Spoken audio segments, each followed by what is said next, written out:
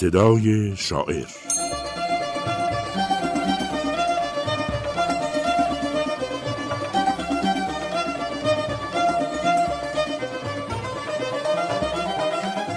صدای شعر امروز ایران.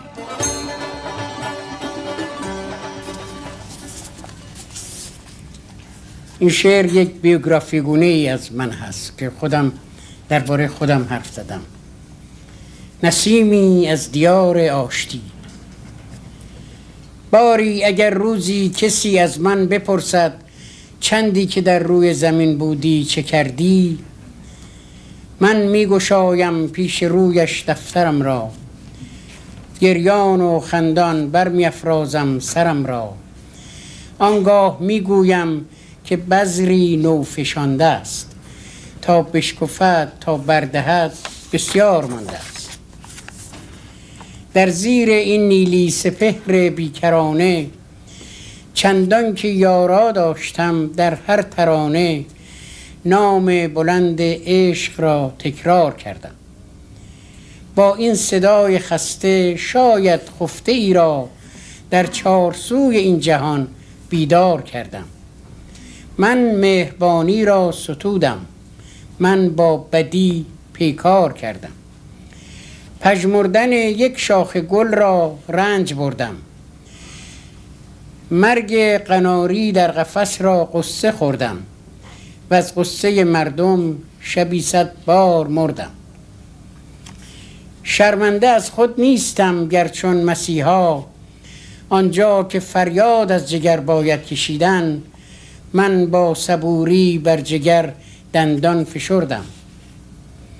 اما اگر پیکار با نابخردان را شمشیر باید می گرفتم، بر من مگیری، من به راه مهر رفتم. در چشم من شمشیر در مشت، یعنی کسی را می توان کشت. در راه باریکی که از آن می گذشتیم، تاریکی بیدانشی بیداد می کرد.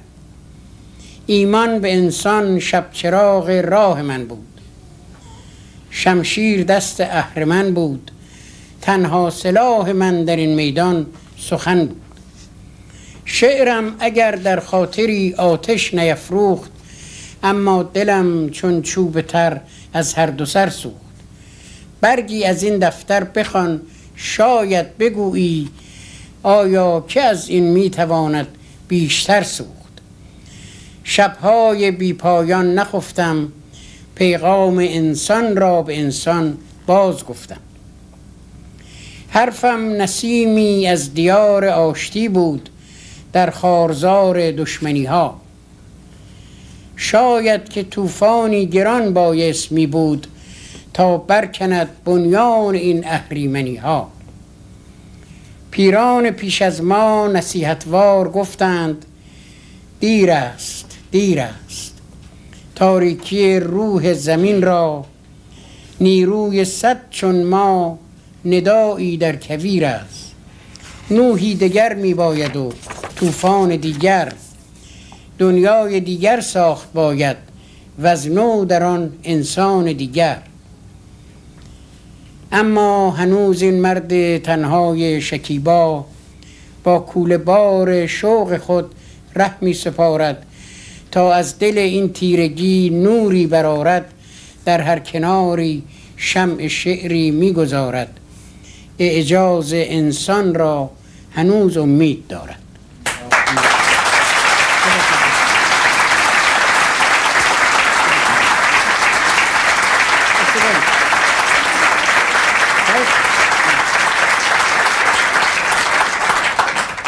شعر هست نوازش استاد.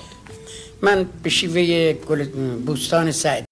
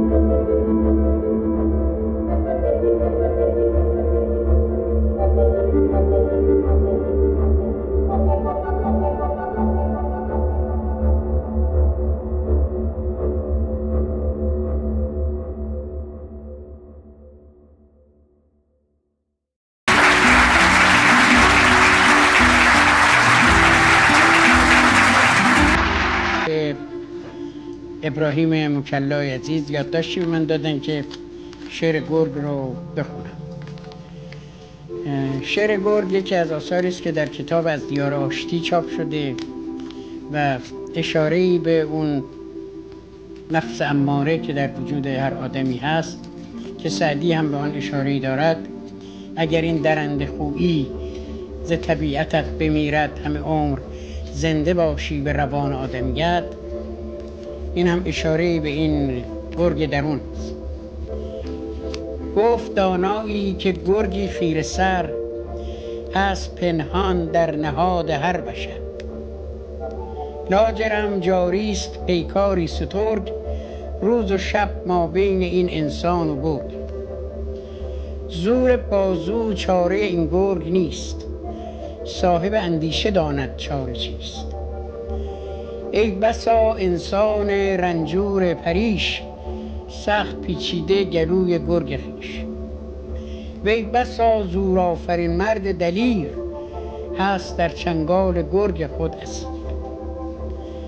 هر که گرگش را در اندازد به خاک، رفته رفته می شود انسان پاک.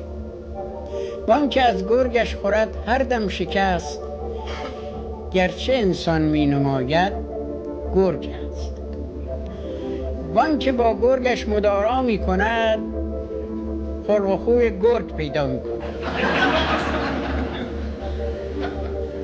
در جوانی جان گرگت را بگیر، وای اگر این گرگ گردد با تو پیر. روز پیری گر که باشی همچو شیر، ناتوانی در مصاف گرگ پیر. مردمان گر یکدیگر را می‌درند، گرگ هاشون رهنما و رهبرند. این که انسان هست اینسان دردمند، گرگ ها فرمان روایی می‌کنند. وان ستمکاران که با هم محرمند، گرگ هاشون آشنایان همند. گرگ ها همراه و انسان ها غریب، با که باید گفت این حال عجیب.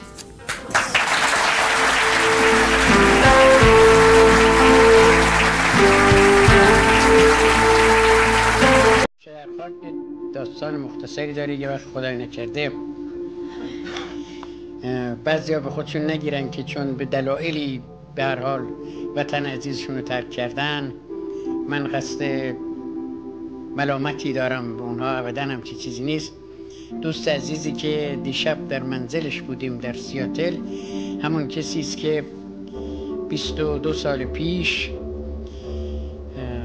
با دورنمای بسیار زیبا و فریبنده‌ای از غرب که آمریکا باشد، از من میخواست که با خانوادم مثل او که قصد کوچ از ایران داشت، من هم کوچ کنم و بیام. و شبی تا پاسی از نیمه شب در این زمینه سخن گفتیم و به هر حال آنچه او میخواست بسیار شاید منطقی زیبا فریبنده همه چیز از این قبیل بود. من ازش مهلت خواستم که تا فردا صبح بیاندیشم و جوابی بهش بدم. جوابی که من به او دادم همین شعر ریشه در خاک است. تو از این دشت خشک تشنه روزی کوچ خواهی کرد و اشک من تو را بدرود خواهد گفت.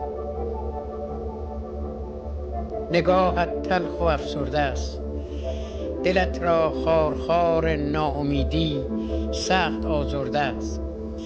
غم این نابسامانی همه توش و توانت را ز تن برده.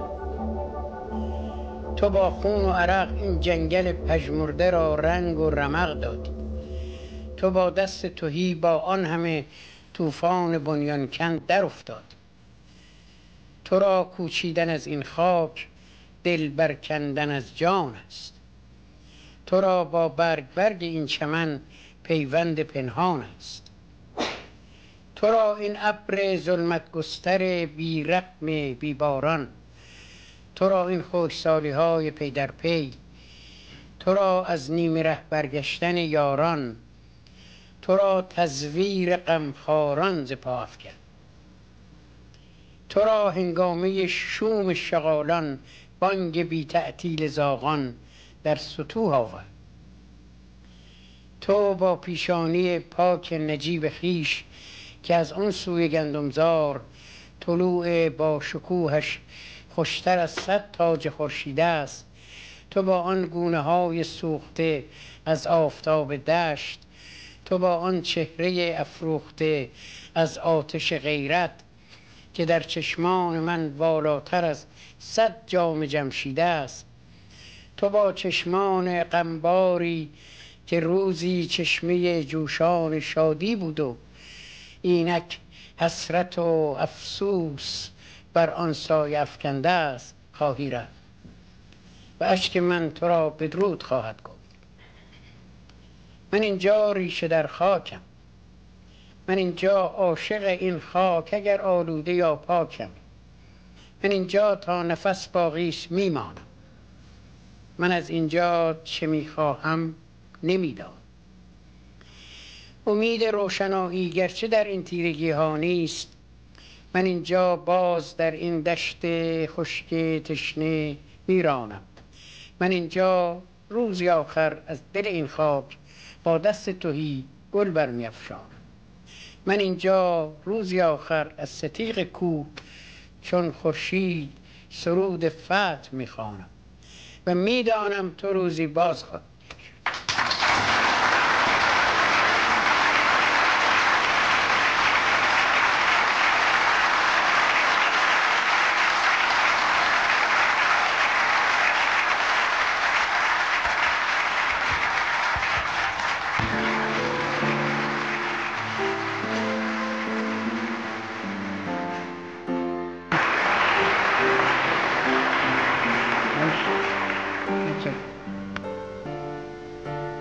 بی تو مطاق شبی باز از آن کوچه گذشتم، همه تن چشم شدم خیره به دنبال تو گشتم، شوق دیدار تو لبریز شد از جام وجودم، شدم آن عاشق دیوانه که بود. در نهان خانه جانم گل یاد تو درخشید، باغ 100 خاطر خندید، عطر 100 خاطر پیچید. یادم آمد که شبی با هم از آن کوچه گذشتیم، پر گشودیم و در آن خلوت دلخواسته گشتیم، ساعتی بر لب آن جو نشستیم.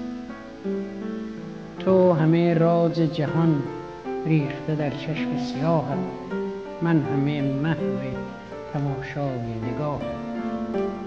آسمان صاف و شب آرام، بخت خندان و زمان رام، خوشه ماه فرو ریخته در آب، شاخه ها دست برآورده به مهتاب.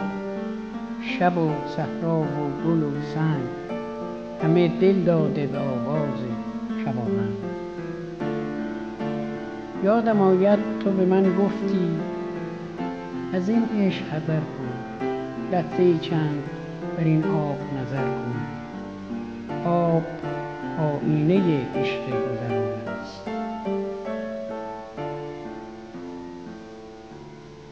تو که امروز نگاهت به نگاهی نگران است، باش فردا که دلت با دگران است.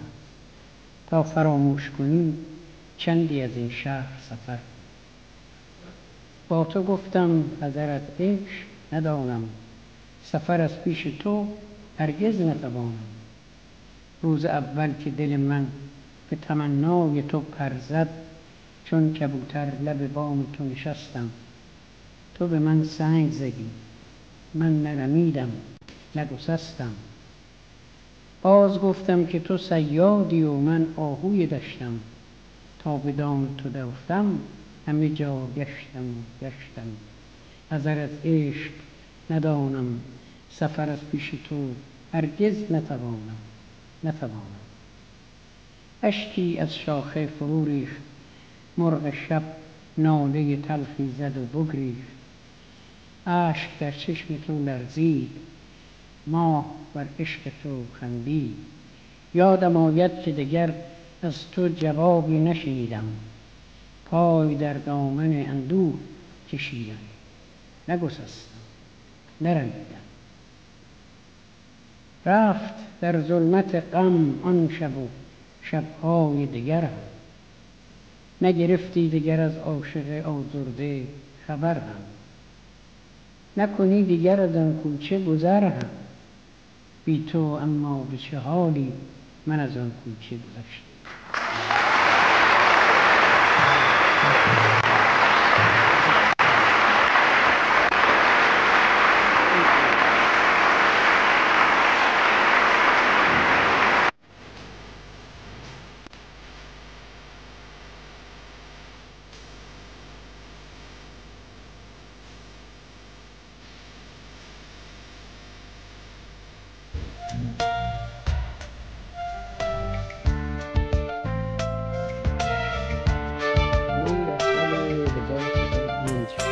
شهریور ماه در تهران خیابان عین دوله که حالا خیابان ایران نامیده شده دنیا آمدم.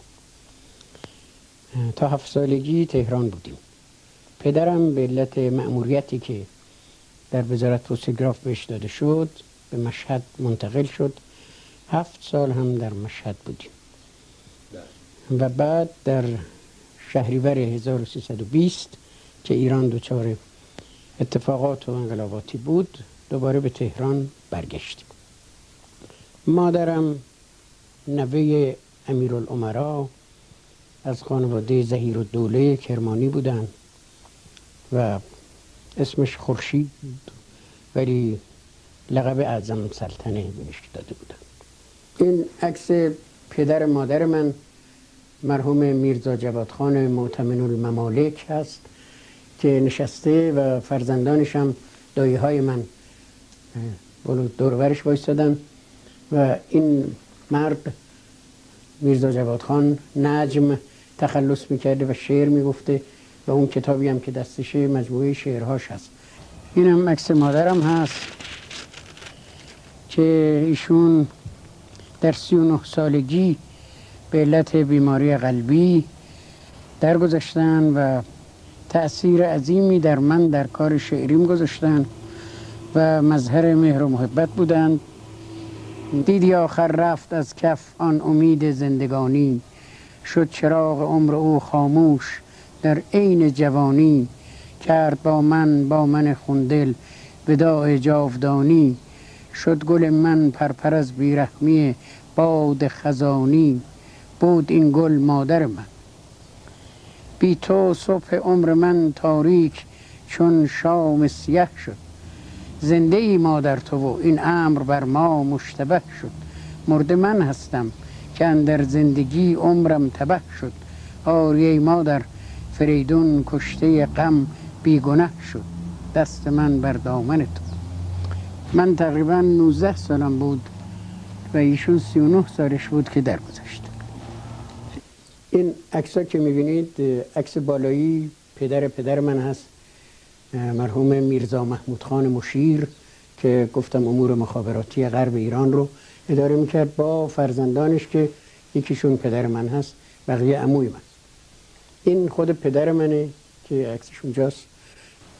ابراهیم مشیری افشار که در همدان دنیا آمده و سالها شاید 40 سال در وزارت پست و تلگراف خدمت کرده و سال 1360 هم به رحمت ایزدی پیوسته.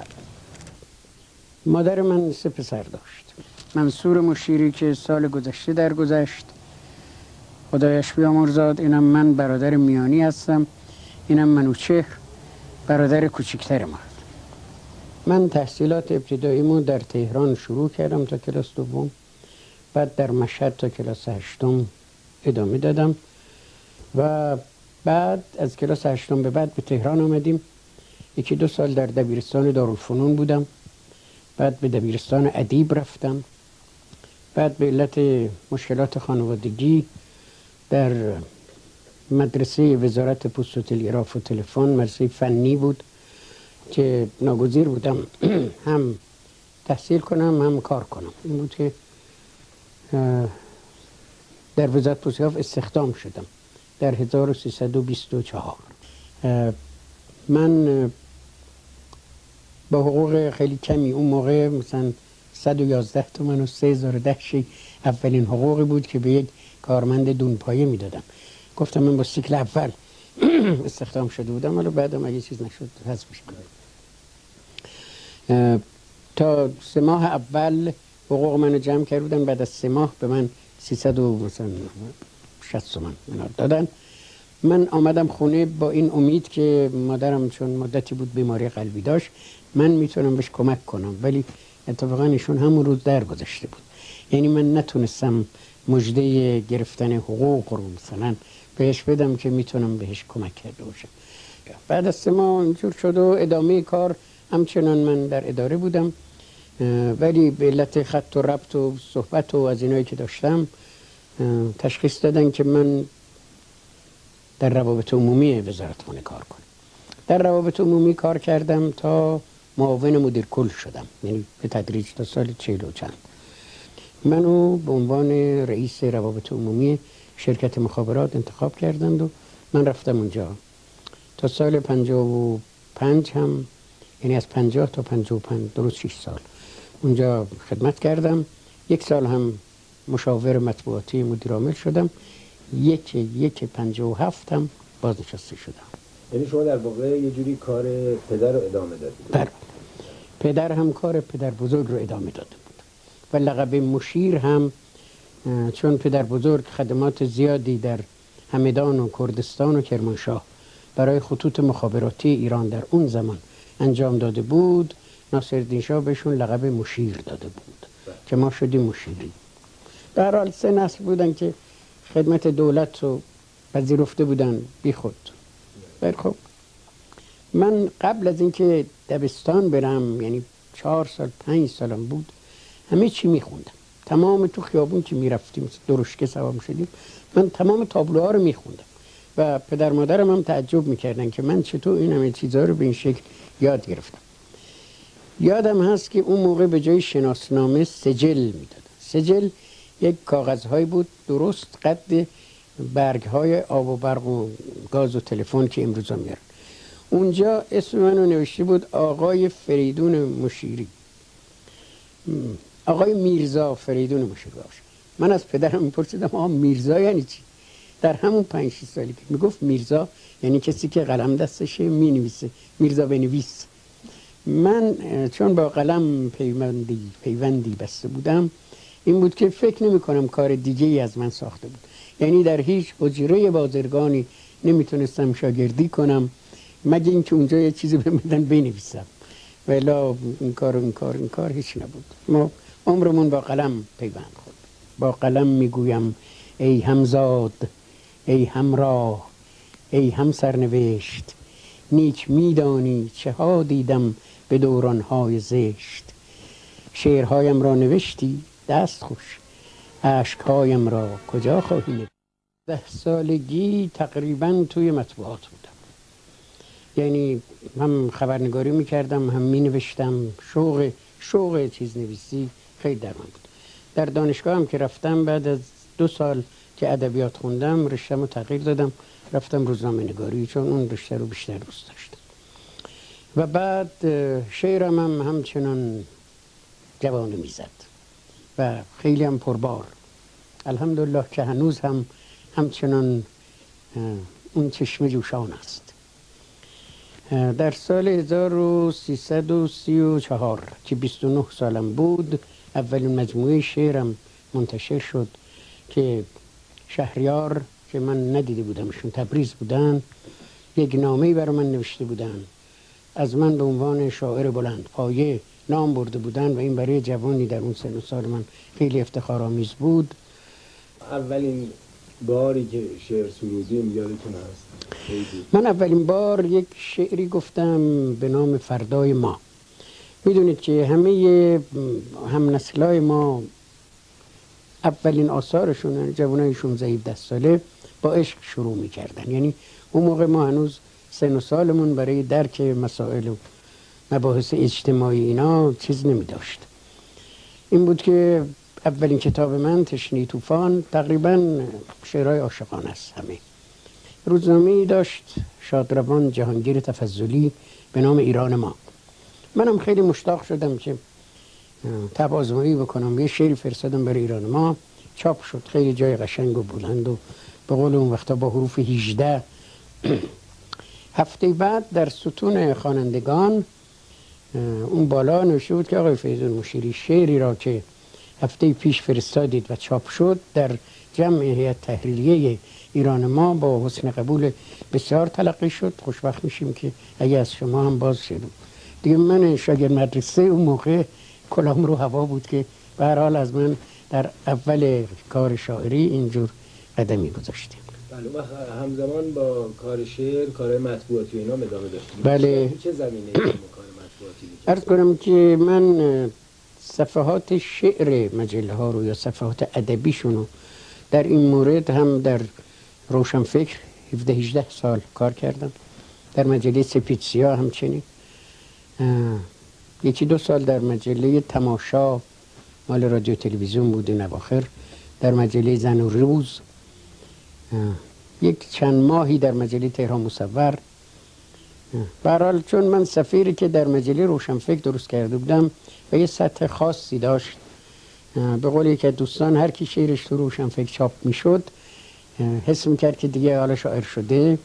بله، اونو مثلا یادم هست شهریار از تبریز شعر میفرستاد با خط خودش، زیرش مینوشت برای دوست عزیزم فریدون مشیری و برای درج در مجله روشنفکر اختصاصا. مثلا اینطور. من از همون اول شور و شوق ناسیونالیستی یا وطن پرستی داشتم و اون موقع میدونید که ایران هم در جریان جنگ دوم جهانی بود، هم شهریور 1320 به ایران حمله شده بود. به اصطلاح گروه های یا سربازان متفقین در ایران بودن، روسی و امریکایی و انگلیسی و اینها. وضع عجیبی بود تهران. حالا از قحطی ها، نون نبودن ها، نون سیلو دولتی اداره میدادن که توش 3-4 تا سوسک معمولی بود. خیلی روزگار پرمشقتی بود، به طور که یه وزارت خونه تأسیس شده بود به نام وزارت خاربار. حسابشو بکنید، نون اینا به هر حال نمیرسید. در اون وضع من میخواستم عضو حزب پیکار بشم. مرحوم انجوی میگفتن چون 18 سالت نیست نمیتونی بشی، تو میتونی عضو وابسته باشی. منظورم علاقه به کار ناسیونالیسم. ولی خیلی زود، یعنی تا نزدیک 28 مرداد 32 شاید خداوند این توفیق رو به من داده بود که احساساتم و بازیچه گروه های مختلفی که اسمن برای ایران و به هر حال غیر رسم برای جای دیگه فعالیت میکردن نکنم. این بود که من همیشه آزادی رو، اندیشه آزادی رو، محبت رو، خدمت رو، اینا همه رو لازمتر از توی شاخه خاص، جبهه خاص یا راه خاصی رفتم. بله، من راه دکتر مصدق رو دوست داشتم و ادامه دادم و همین هفته پیش که نمیشه گفت 14 اسفند بر سر مزار ایشون رفتم و چیزی که برام حیرت آور بود، چند هزار جوان اونجا بودن، جوانانی که مصدق رو ندیده بودن. میدونید که تا احمدآباد که آبیه که کرجه، خود این که کسانی در تهران توی مجلس ختمی واقعا به زور و به ندرت شرکت میکنن، این چند هزار نفر پاشن به یاد مصدق بیان اونجا، خیلی برای من روز خاطر انگیزی بود.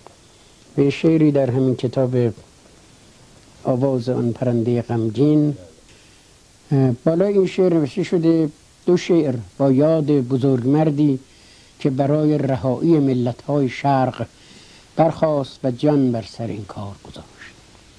می‌دونید که برای مصدق خیلی محظورات آخرش وصیت کرده بود که منو پلوی شهدای 30 تیر خاک کنن، قبول نکردم. پسرش خواسته بود ببرتش اروپا برای معالجه، موافقت نکرد و به هر حال مردی بود و گذاشت. این راه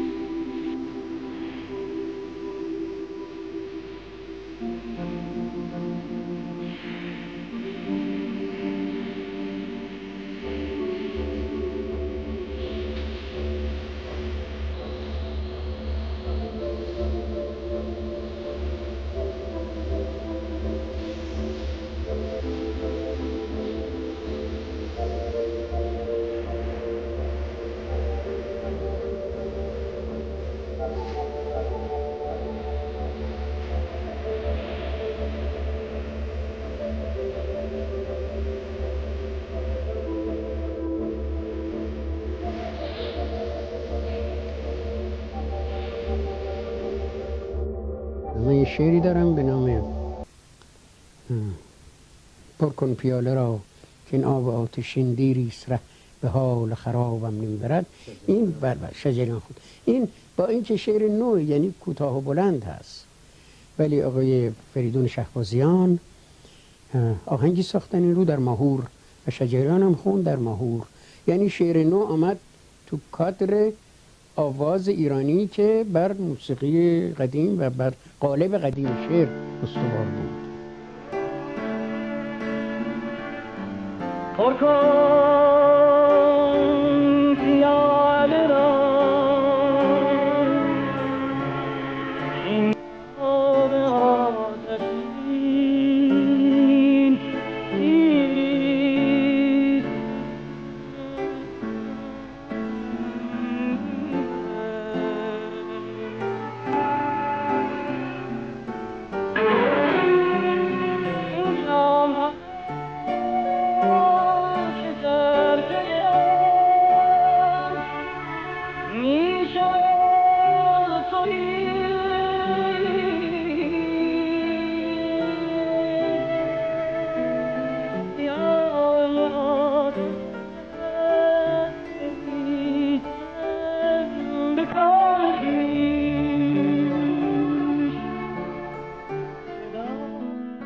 اون شعر مشهوری به اینکه شما رو خیلی ها با اون شعر میشناسن. بله میدونم. تو بهتاب شد. بله تمام راه ها به روم ختم شد. یه ذره راجع به این شعر صحبت کنید. کی بود، کجا بود؟ والا این شعر در سال اردیبهشت 1339 در مجله روشنفکر چاپ شد. منم تازه این شعر رو گفته بودم، حالا واقعی تخیلی هر چی میشه، این شعر عاشقانه است. بالا این شعر نوشته بودم شاید شما هم روزی با کسی از کوچه گذشته باشید و شاید روزی دیگر تنها، و بعد بی تو مهتاب شبی باز از آن کوچه گذشته.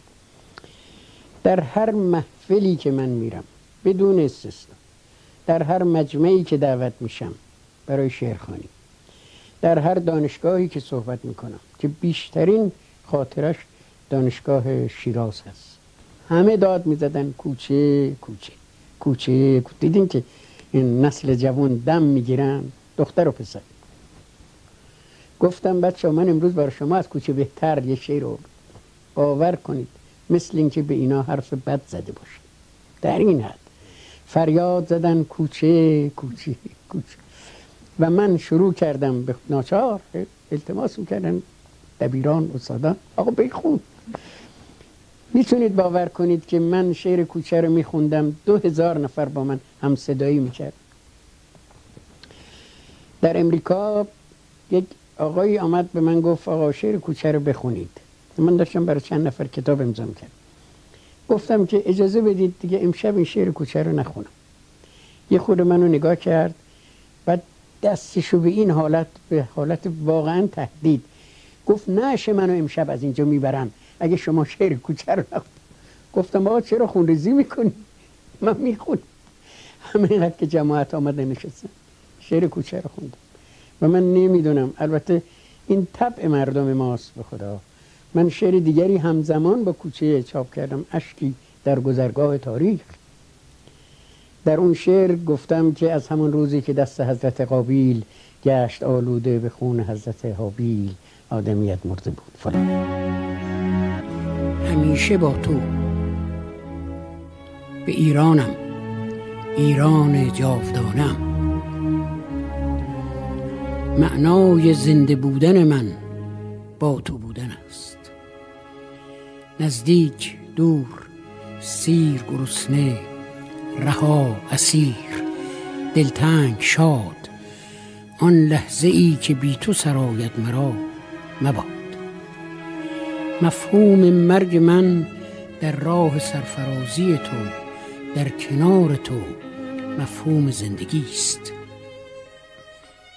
معنای عشق نیز در سرنوشت من با تو، همیشه با تو، برای تو زیستن.